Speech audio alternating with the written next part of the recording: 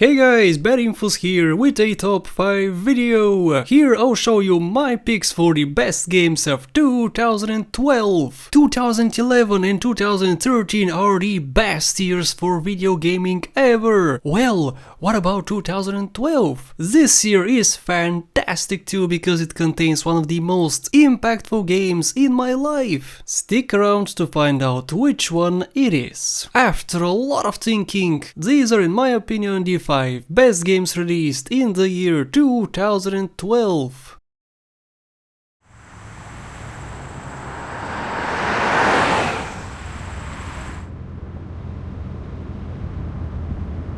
The Walking Dead.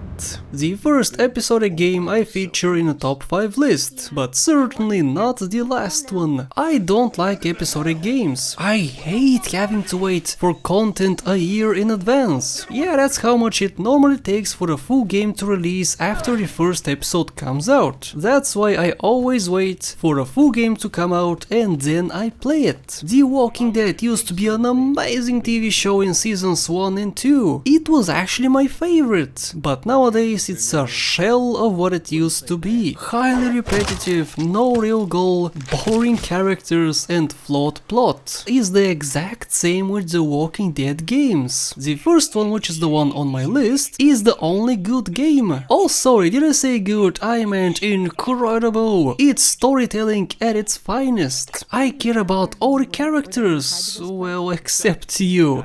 Go die from a zombie please. The game is completely separate from the TV show. You won't see any of the familiar characters. Instead, you get people like Lee and Clementine. Lee is a humble father-like figure for his helpless and defenseless little girl who is afraid of her own shadow. The character development is great. You see how they develop together and learn how to defend themselves after running into zombies a couple hundred times. There's not much else I can say about a story-driven game without completely spoiling it. All I'll say is that if you like zombies, deep, sad and tragic stories, then pick this game up.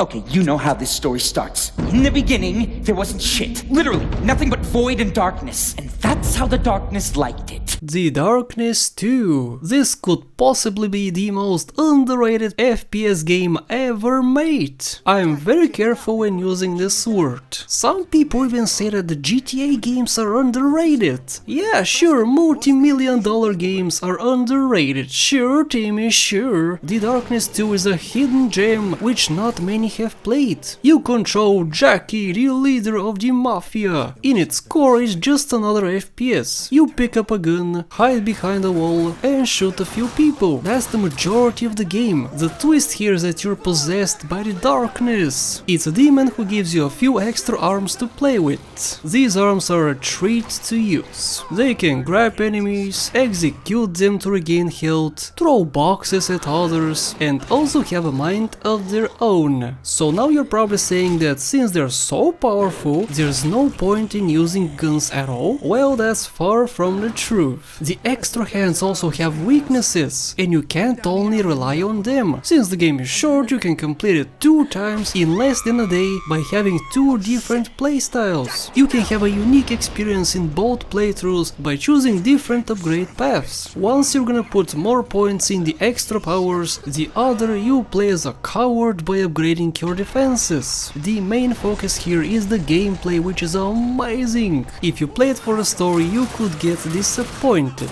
Don't get me wrong, the story is okay, but what made me put this game on my list is nothing other than the gameplay.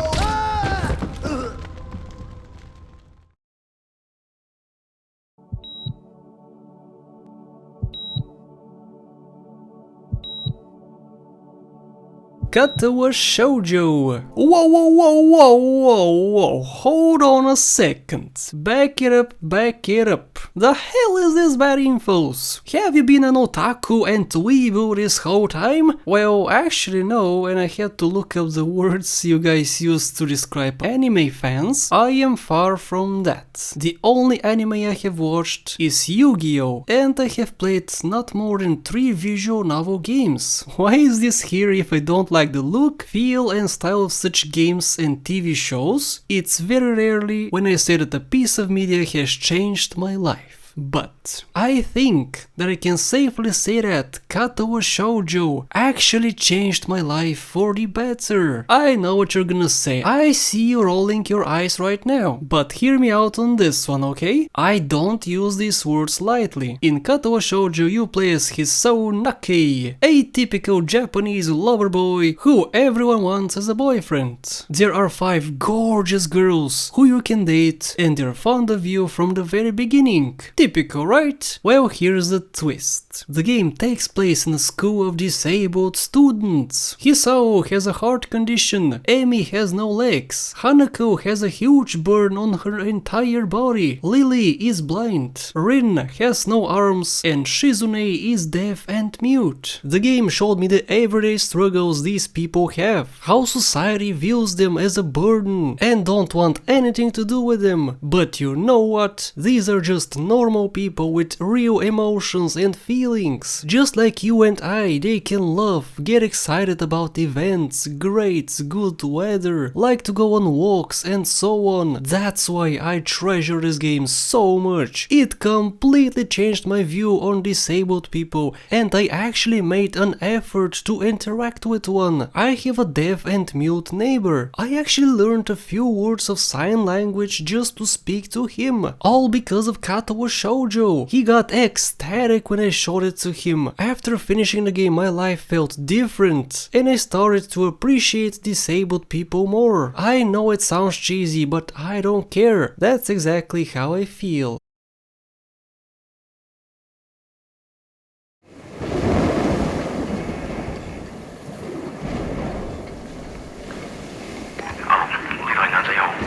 Sleeping Dogs. At first you're gonna say, just another GTA clone. There's guns, driving, missions and gangsters. Well no, this is very far from a GTA game and in fact it's much better than many GTA games. When GTA 4 released I was very salty about it. The gameplay of it was annoying to me for a very long time. When Sleeping Dogs released and I played it for a while, I realized that this was the GTA 4 game I never got. The driving is fantastic first of all, it feels tight, fast and very responsive. The shooting, well, that's different. Shooting is not the main focus here and in fact, you spend most of your time using your fists. You can learn new fighting moves. There are different fighting styles and even a dojo with trainers, where you can practice all of that. Fighting seems to be the strongest part of this game, but it doesn't end there. The story is really engaging too. You are an undercover cop in Hong Kong. You infiltrate the mafia and try to gain their trust. I cannot say more because I would spoil it. What I will say is that I'm a sucker for undercover police work stories. I love seeing gangsters getting fooled into thinking you are their friend. Do you know what the best thing is though? Not all police officers think that you are working for them. They chase you down and can even bust you. It's the conflict of interests that amazes me. The game does not suffer from sequel baiting. It's a complete story, not stretched out at all, has an actual end, which doesn't lead into a sequel, and no other Sleeping Dogs game was released after this one.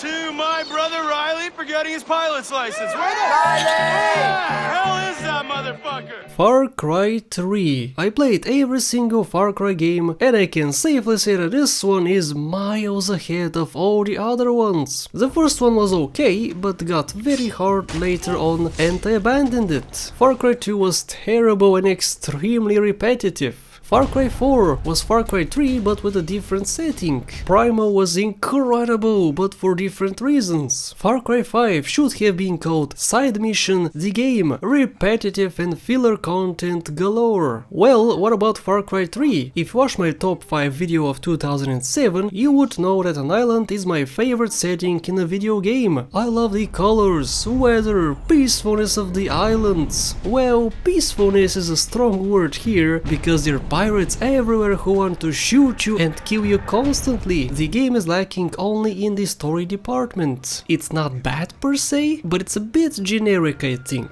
The only character noteworthy here was Vaz. I have to think about it more, but I feel that he is the single best villain I have ever seen. I cannot explain why though, he is nuts. His cutscenes are what I was craving for while playing. It's a shame we did not see him more often, but I still feel that it was enough. The game has everything, man, a huge variety of weapons from pistols to bows, even to LMGs. You can be very sneaky and take out a whole fortress with a bow, or take a flamethrower and burn everyone to the ground.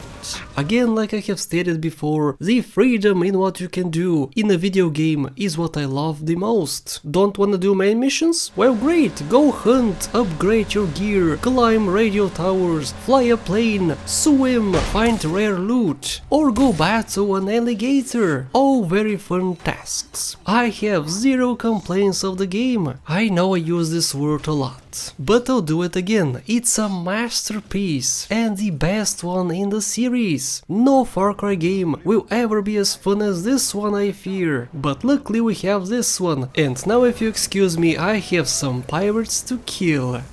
And that's it from me, guys. These are my favorite games of 2012. Truly a fantastic year full of incredible games I would remember 20 years from now. I hope you agree, and please share your top 5 list in the comment section. If you wanna see my favorite ones in any other year, then click on the screen or in the description. Thanks for watching, and I'll see you in the next one.